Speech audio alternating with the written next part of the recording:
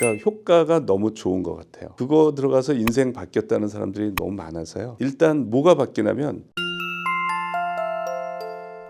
저는 하루에 한 2시간 정도 운동하면서 굉장히 좋은 경험을 해요. 제가 얻는 가장 큰 이점은 분명히 그 몰입을 한 그 상황에서는 두려움이 사라져요. 저는 테니스를 쳤어요. 단식 테니스를 한 게임, 그러니까 30분 했는데 몰입 상태를 처음 경험한 거예요. 어쨌든 제가 풀리지 않는 문제를 1초도 쉬지 말고 한번 생각해보자 하고 그걸 실천한 거예요. 걸어가면서도 밥을 먹으면서도 운전을 하면서도 뭐 엘리베이터 안에서도 뭐 주차장에서도 이렇게 일부러 며칠이 지나니까 이제 제 머릿속에 딱 그 생각밖에 없더라고요. 생각이 그 잡념이 안 들어오고 그 의식이 쫙 이어져요. 그리고 그 상태의 특징이 뭐냐면 일단 생각만 해도 기분이 좋아요. 그 생각만 해도 기분이 명백히 좋아요. 그리고 머리가 슈퍼맨이 된 것처럼 평소에는 도저히 생각하지 못했던 아이디어들이 꽤 높은 빈도로 떠올라요. 한번 떠오르면 기분이 굉장히 좋죠. 내가 천재가 됐다 이렇게 막 느끼시겠네요. 어떤 사람은 IQ가 500은 되는 것처럼 이렇게 얘기를 해요. 저는 머리가 슈퍼맨이 된 것 같다 이렇게 얘기를 하는데, 그래서 이제 그런 상태를 제가 딱 경험한 거고, 이걸 죽어라고 한 가지만 생각하니까 이런 상태가 된다. 다 좋은데 문제가 뭐냐면 잠이 안 와요. 밤에. 각성이 일어나요? 예, 새벽 1시가 됐어. 누워서 자려고 하는데 잠은 안 오고 생각을 그만하고 싶어. 내가 아이디어를 원하는 것도 아니고 그만하고 싶은데 그만할 수가 없어. 지가 돌아가서 아이디어를 내요. 그러면 이제 연구하는 사람한테 아이디어는 너무 중요한 거기 때문에 일어나서 적어야 돼. 그걸 보통 한 6개월, 뭐 1년 만에 아이디어들이 나오는데 그게 이제 아이디어가 나오니까. 그래서 책상에서 이제 적죠. 그리고 누워. 새벽 3시가 됐어. 또 아이디어가 나와. 또 일어나서 또 적죠. 그게 이제 그 하루면 괜찮은데 그 다음 날도 그러고 그 다음 날도 그러는 거예요. 건강상의 피로가 쌓이는데. 네, 그러니까 몸은 지쳐가요. 그러다가 제가 이거 안 되겠다. 좀 상황이 심각해. 제가 느끼기에도. 그래서 TV를 틀었어요. 제가 이제 이걸 여기서 좀 빠져나가야겠다. TV를 틀었는데 TV를 보는 게 아니고 그 생각을 하고 있어요. 그러니까 그게 그 생각을 하면 즐겁다고 그랬잖아요. 그러니까 도파민이 나오는 것 같아. 그 쾌감이 TV를 보는 쾌감보다 더 큰 거야. 다른 그러니까 것들은 그걸 이길 쾌감이 없는 거네. 예, 그러니까 그 생각을 계속하면 쾌감이 있으니까 헤어나지를 못하는 거예요. 어떤 사람은 게임에 중독되면 그럴 것 같은데 교수님은 그 몰입에 도파민에 그냥 푹 담겨져 있는 그 상황이네. 그래서 이제 이러다가 이거 좀 이상하게 되는 거 아니야? 뭐 이제 그러고 이제 그 생각을 다시 또 가는 거예요. 그 딱 드는 생각이 주화인마가 생각이 나거든요. 그죠? 무협지의 주화인마 같은 경지 같은데 그게 얼마나 위험했는지를 아는 거예요. 그러니까 이게 내가 조금만 잘못했으면 돌았다. 이런 생각이 드는 거예요. 그 천재들이 과학자들이 도는 것도 많이 보셨을 거 아니에요. 그러니까 뉴턴, 아인슈타인, 찰스 다윈 다 정신병자예요. 그러니까 뉴턴, 아인슈타인은 조현병, 찰스 다윈은 조울증. 그러니까 내 공통점이에요. 그러고는 이제 고민을 하기 시작한 거예요. 야, 어떤 거를 죽어라고 생각하면 이런 상태가 된다. 기분도 좋고 내 머리가 슈퍼맨이 되는데 이 문제를 해결하지 않고는 이걸 할 수가 없는 거예요, 제가. 그래서 이제 고민을 했죠. 잠이 안 오는 게 문제야. 잠만 잘 자면 좋을 것 같아. 그래서 어떻게 하면 잠을 잘 자지? 운동을 하자라는 생각을 했어요. 운동을. 그래서 테니스 단식을 매일 30분씩 쳤어. 매일매일. 원래도 하시던 테니스였어요? 아니면 그때 시작을 하신 거예요? 그전에는 별로 안 했어요. 근데 문제 해결하려고 테니스를 잠 때문에. 선택을 하신 거예요? 잠 때문에. 그래가지고 제가 7년을 했어요. 이런 상태에 들어갔다 나왔다를 7년.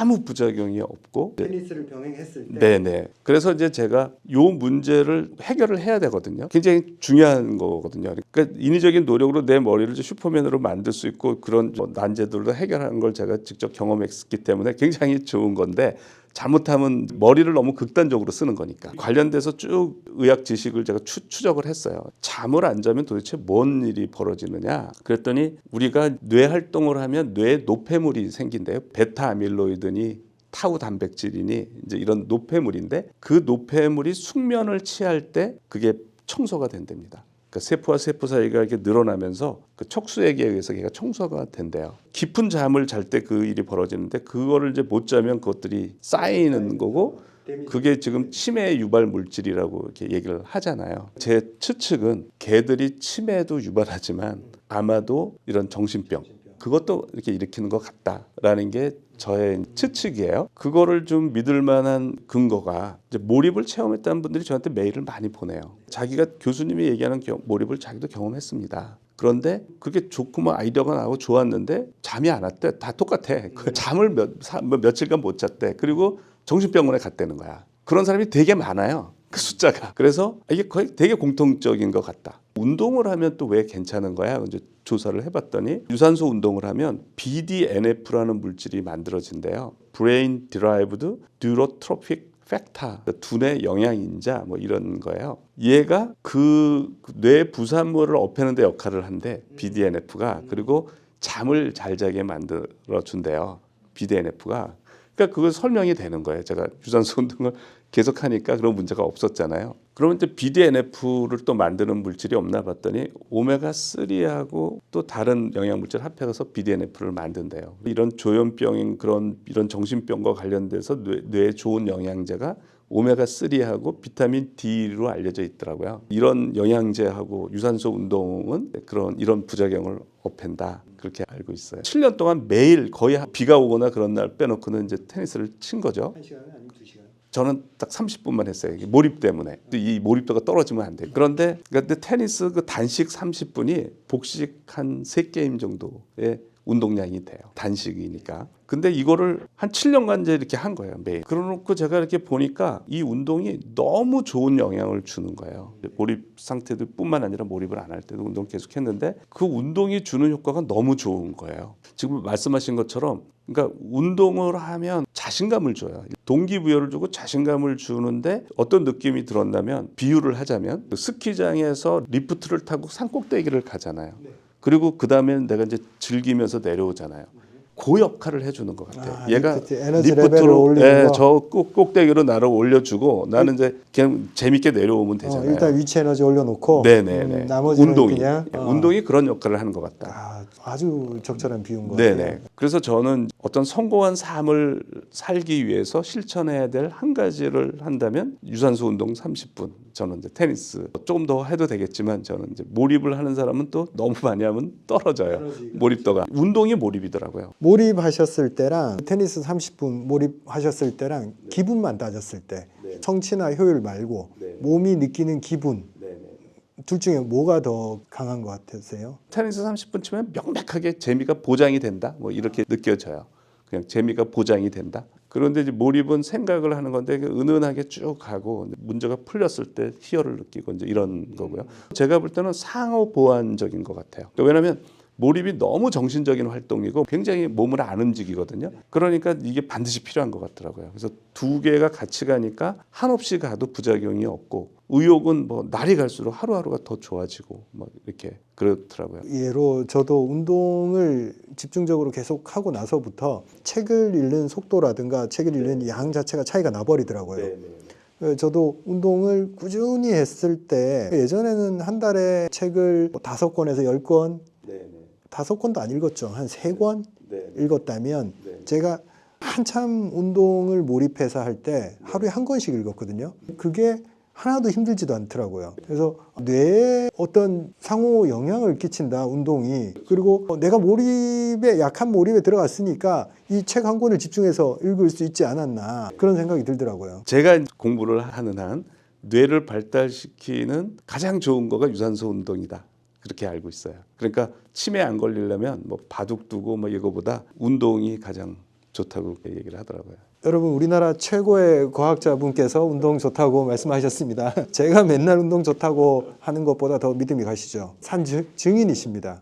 정말 머리가 천재이신 분도 운동의 중요성을 이렇게 말씀하시고 계십니다, 여러분. 보통 이제 직장 다니면서 시간 날 때마다 자투리 시간마다 몰입하는 걸 저는 약한 몰입이라고 그러고요. 그것도 이제 대부분 그거 안 할 때보다는 사람들이 굉장히 좋아져요. 그러니까 여러 가지 아이디어나 삶에 대한 활력이 다 좋아지는데 저는 이제 그거보다 강한 몰입은 너무 특별하다. 약한 몰입을 해결하는데 시간이 6개월에서 1년 걸리는 문제를 강한 몰입을 하면 일주일, 2주일이면 된다. 그 정도 지적인 능력이 생기는 거죠. 해결 과제가 있는 사람들한테 그 2주 몰입으로 인해서 그 문제를 해결하는 건 크나큰 성취잖아요. 근데 우리가 다 모든 사람이 해결 과제가 있는 건 아니잖아요. 네. 그냥 그런 거에 크게 관심 안 두는 일반인들, 어떤 해결 과제가 없는 사람들, 그런 사람들도 강한 몰입에 들어가는 게 추천할 만한가요? 인생 바뀌었다는 사람들이 너무 많아서요. 일단 뭐가 바뀌냐면 사람들이 행복을 추구하잖아요. 돈을 벌었어. 근데 행복하지가 않아. 그게 대부분이거든요. 돈을 벌면 행복할 줄 알았는데 그렇지 않다는 게 물질적인 거는 행복이 안 채워지잖아요. 사람들은 그걸 결국 벌어보기 전까지는 거의 다 벌면 다를 거야, 난 다를 거야 네. 라고 생각할 것 같아요. 그러니까 사실은 그 돈을 벌기 위해서 몰입을 하거든요. 그 몰입하는 과정에는 즐거움과 행복을 느낄 수 있어요. 돈은 없으면 굉장히 불편하지만 어느 정도 필요한 거 이상이 그 행복에 대한 기여는 굉장히 작다고요. 근데 이런 분들이 몰입을 통해서 딱 행복을 정복할 수 있다는 걸 아는 거예요. 그러면서 바뀌어요, 생각이. 아, 내가 그동안 행복을 추구했던 방법은 잘못됐구나. 그걸로는 행복이 정복되지 않는 거구나. 그런데 이렇게 몰입함으로써 내가 원하는 행복을 찾을 수가 있구나. 이거를 경험하는 것 같아요. 삶의 다른 국면이 펼쳐지겠네요. 보통 사람들은 내가 10억 모으면 행복해질 거야. 10억 모았는데 안 행복해. 그럼 20억인가? 20억 모아봐. 이것도 별로 안 행복한데? 그러면 50억 가진 사람들 하다 봐봐. 나보다 더 좋은 차 타고 더 행복할 것 같아. 그럼 50억 모아봐. 안 행복해. 그걸 끝까지 할 것 같아요. 그래서 계속 그 행복에 대한 갈증을 해결을 못 하는데 몰입을 하면서 그 자기들이 찾던 행복을 거기서 찾는 거예요. 삶에 대한 깨달음이 나오고 또 자비심이 생겨요. 자비심이. 시청자분들이 1초 원칙을 잘 모를 것 같은데 한 번만 설명하고 가시죠. 내가 1초도 쉬지 않고 생각을 한번 해보자라고 해서 시작을 한 거, 그리고 경험을 한 거예요. 1초도 쉬지 않고 저는 한 3일째 되면 이제 이 상태에 들어가요. 들어가서 이제 쭉 그 좋은 상태를 보내다가 빠져나와서 이제 그 상태에서 이제 어떤 거 아이디어를 얻어지냐면 내가 뭐를 읽어야 된다. 어떤 지식이 있어야만 더 진전이 있다. 그래서 이제 필요한 지식을 나와서 또 보고 또 들어가고 이제 이렇게 하거든요. 1초도 끊임없이 생각을 해야 되는 거예요. 그런데 왜 1초 원칙인지 왜 필요한지 이제 뇌과학을 쭉 봤더니 이제 우리가 시냅스 그 발화를 하는데 시냅스에서 신경 전달 물질이 나오는 걸 파이어링이라고 발화를 한다고 그래요. 그런데 거기에 관련된 이제 이론 중에 잘 알려진 시냅스의 시간적 가중이라는 이론이 있어요. 약한 자극이 들어와 시냅스 파이어링을 못 해요. 자극이 이게 역치가 있어. 어떤 자극이 커야 이게 내가 정보가 전달이 최소한의 되는데 자극 수준이 있고 이게 작은 게 들어오면은 안 돼요. 안 되는데 이게 연속해서 들어오면은 파이어링을 해요. 이게 시간적 가중이에요. 가중치를 부여를 하겠다 이거네요. 네. 너는 강도는 약하지만 계속 줬으니까 들어오면- 내가 반응해 줄게. 자극이 커지는 거죠. 그러니까 그래서 이제 1초 원칙이 이게 연속으로 들어가는 거가 우리 뇌에선 중요시 여기는구나 라는 걸 알 수가 있고요. 그다음에 몰입도가 올라가면 상대적으로 몰입하기가 쉬워져요. 그러니까 처음에가 제일 어렵고 몰입도가 뭐 50% 60%면 쉬워지거든요. 그러면 이제 그게 이제 시냅스의 공간적 가중이더라고요. 이거는 신호가 여기 들어오는 게 약한데 여기에 관련된 여러 다른 데서 여러 군데서 들어오잖아요. 그러면은 또 파이어링이 일어나. 약한 건데 그게 여러 군데에서 오면은 그걸 이제 시냅스의 공간적 가중이라고 그래요. 그러니까 활성화된 시냅스가 중간에 많으면 파이어링이 잘 되는 거예요. 그러니까 이제 몰입도가 올라가면 더 몰입하기가 쉬워지는 이미 다져놓은 내 연결 장치들이 많으니까 더 빨리 진입할 수 있다. 그런 거죠. 그래서 이제 1초 원칙이라고 얘기를 해요. 근데 1초도 쉬지 않고 생각하는 게 다들 어렵다고 생각하는데 그걸 쉬는 듯이 하는 거예요. 그러니까 그거를 막 스트레스 받고 이런 게 아니고 편안하게 쉬는 듯이 그렇게 생각을 하면 이제 몰입도가